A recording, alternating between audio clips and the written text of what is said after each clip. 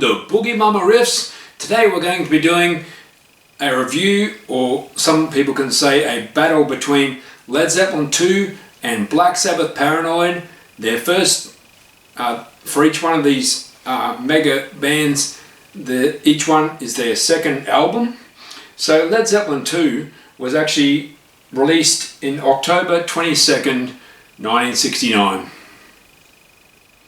And Black Sabbath Paranoid, their second album, was actually released in 18th of September 1970.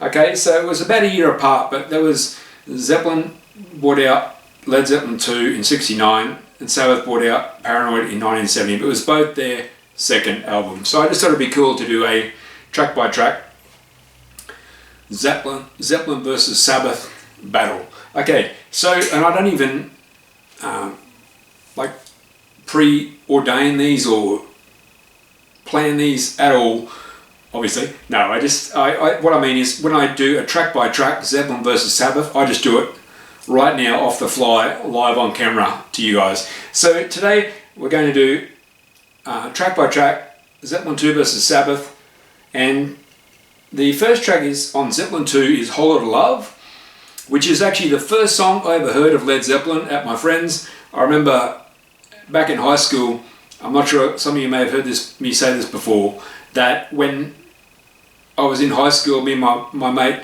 we used to go back to his house before we went to the gym, and we'd smoke some cigarettes and that, and then go to the gym, as you do, teenage boys. But his older brother had the best record collection, man. Sabbath, Zeppelin, Dio, Jimi Hendrix, man. The list goes on, and that was the first time I ever heard Led Zeppelin at my mate's house. I know it sounds weird, but we stuck into my mate's big brother's room when he wasn't there, and we put on one of his records, and my mate goes, "Hey, listen to this song, man." And he put on Whole Lotta Love, and everyone knows the song Whole Lotta Love. It's, a classic track. And in the chorus, the first time I heard Led Zeppelin, I heard the thing I remembered is, he goes, "Hey man, listen to the chorus, listen to this part of the song, man." And it went, "Whole lotta love, whole lotta love, whole lotta love, whole lotta love." And I thought, wow, that is the coolest thing I've ever heard, man. And how did they do that in 1969 or whatever it was? So that was the first Zeppelin song I ever heard. So the first Zeppelin track is Whole Lotta Love versus War Pigs. Oh man, that, as Ralph Vera would say on Almost Human, or the Barefoot YouTuber, that one hurts. So Whole Lotta Love versus War Pigs. Which one would you guys choose? Oh man, we got to choose one. We do this live. Okay, if I'm going to choose Whole Lotta Love or War Pigs, I'm going to choose Whole Lotta Love. It's the first Zeppelin song I ever heard, and I told you the story, so let's go with that. Number 2, second track, it is What Is and What Should Never Be on Led Zeppelin 2 versus Paranoid. Ooh, I go Paranoid. Man, some of you may know I play in a band or have been playing bands over the years, and that song, man, I tell you what, when the band themselves, when they were still going, or when we play it last, we finish the set, and I get to say to people, "Hey, can we do one more song? What do you want to hear?" And we just start playing Paranoid, man, and the place goes nuts. And for those of you who don't know, you heard this maybe first or second hand at Boogie Mama Riffs, that the song Paranoid was actually if you look in the track listings, maybe sometime I'll do a review of the album Paranoid, but in the track listings, when they were doing the studio, you can see it, and in the studio you have the tracks written down, which ones they're doing, and it's got drums, vocals, pan left, pan right, etc. And for that, they didn't even have a title for Paranoid. They just wrote single or something like that. I think it was, single or title track or something like that. And so, and what happened was they had to fill up, in those days, if you haven't heard this before, not so much bands in the days of Zeppelin and Sabbath, but before that, bands used to actually play like live. They used to record in the studio literally live to a vinyl record, and it was cut literally to a vinyl record. And so to fill up an album, you had here like Sabbath, Paranoid. You had two sides of an album, and they had 3 minutes, 2.5, 3 minutes to fill up. And so Tony Iommi started to play this riff, and the band joined in. Ozzy just did his usual riffing over the vocals, and Geezer Butler, rewrote some of the lyrics.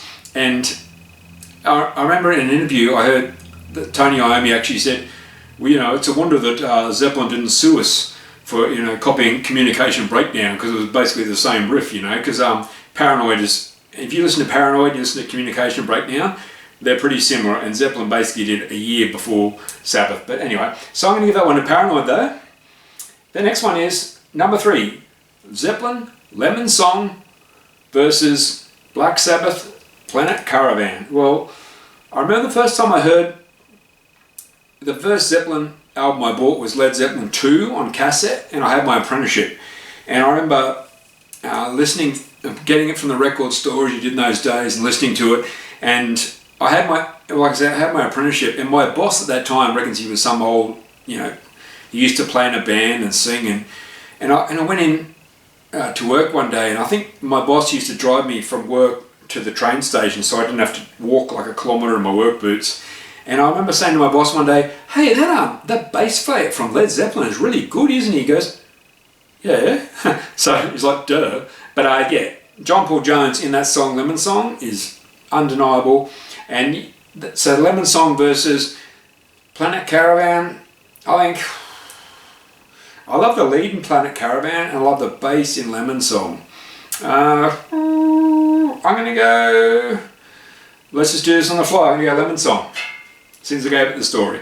Okay, the last song on the last side of Led Zeppelin 2 is Thank You on Led Zeppelin versus Iron Man on Black Sabbath. Now, man, sorry, I've got another story here.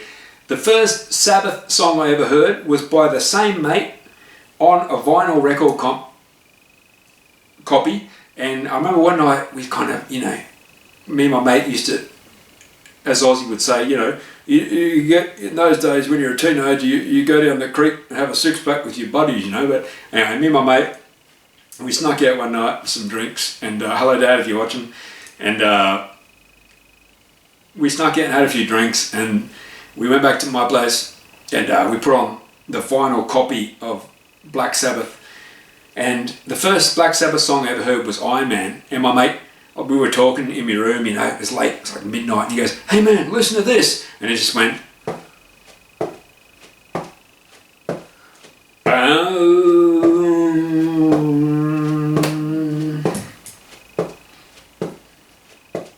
boom, I am man, boom, down, down, down. I'll spare you the rest of it, excuse me for that. And so I just thought, man, this band is cool. And I remember, my mate going, bow, bow, bow, bow, bow, bow, down, down. It really rocks it. So I don't even have to say Iron Man wins that one against Thank You. And we flipped the records over, so to speak, and we got Heartbreaker versus Electric Funeral. I love Electric Funeral, but Heartbreaker for me. The next one, number 6, Living Loving Maid on Zeppelin versus Hand of Doom. Ooh, a lot of people don't like Living Loving Maid, including Robert Plant, Jimmy Page. Apparently, it was actually a filler song, if you ask them, to fill up space, just like Sabbath had to fill up space on their album with Paranoid. Apparently, Living Loving Maid is what Zeppelin used as a filler. Forgive me for saying it on there, but some people, including myself, like that song. It's got a 12-string electric, and sort of Pagey does like electric with a wah. In my opinion, there's nothing wrong with the song. I think it's cool, but I think if I'm going to pick Living Loving Maid versus Hand of Doom, I'm going to pick Hand of Doom, man. It's got some cool changes and just different time signatures and changes, and Bill Ward really does his jazzy sort of impromptu drums there. So I'm going to give that one to Hand of Doom. And we have 2 more. Next track is number 7, Ramble On versus Led Zeppelin on Led Zeppelin versus Rat Salad, the drum solo on Black Sabbath. Now, hang on a sec. I actually, excuse me for saying this, just bear with me. I actually put Moby Dick and Bring It On Home against Fairies Wear Boots. But I'm thinking, now, as you can tell I'm doing this live, if you're going to go Ramble On versus Rat Salad, okay, why don't we go Ramble On versus Fairies Wear Boots and Moby Dick versus Rat Salad. That's fair, man. Drum solo versus drum solo. So Ramble On Led Zeppelin versus Fairies Wear Boots on Sabbath. I'm going to give that to Ramble On any day of the week, man. You know, I love that song. And now we're going to do the two drum solos to finish off. Moby Dick, the drum solo on Zeppelin 2 versus Rat Salad on Black Sabbath Paranoid. Whoa, man. I don't know if you've heard Rat Salad lately. It's been a while. Yeah, it's a good one. Moby Dick is classic with the guitar and everything.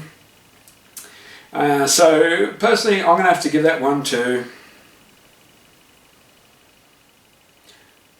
I'm going to give it to Rat Salad. I'm going to give Sabbath one, just to be fair. Bill Ward versus John Bonham.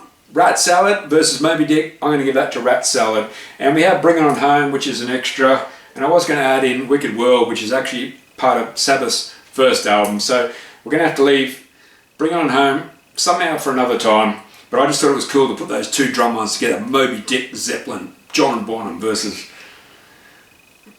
Rat Salad, Bill Ward by Sabbath. So the track by track, who won the battle? Zeppelin. Led Zeppelin 2 has 1, 2, 3, 4, 5. And Black Sabbath Paranoid has 1, 2, 3. Okay, so 5, 3. So Led Zeppelin 2 versus Black Sabbath Paranoid. I'm going to give that one to Led Zeppelin 2, of course. They did it a year before Sabbath, not taking anything away from what Sabbath did, but that's just how the track by track ended today. And you got to remember, we left out Bring It On Home. There was actually 9 tracks on Led Zeppelin 2, and apparently Eddie Kramer. And if you listen to the mixing and the engineering in Led Zeppelin 2, you can hear Eddie Kramer really sort of doing the panning and different things of that nature. And Zeppelin actually recorded their second album on the road.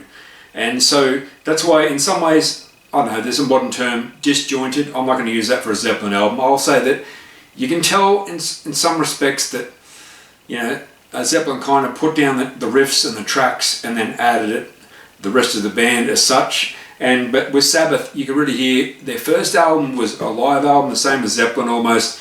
And Black Sabbath Paranoid, they had a little bit more time, and you could hear they really, you know, hit the ground running, Black Sabbath, in that one. So out of those two albums, we're going to say on this one alone, in my humble opinion, Led Zeppelin 2 beats Paranoid 5-3. So thank you for watching Boogie Mama Riffs, and I'm going to see you next time. We're going to bring something real cool to you. Can't wait to see you again.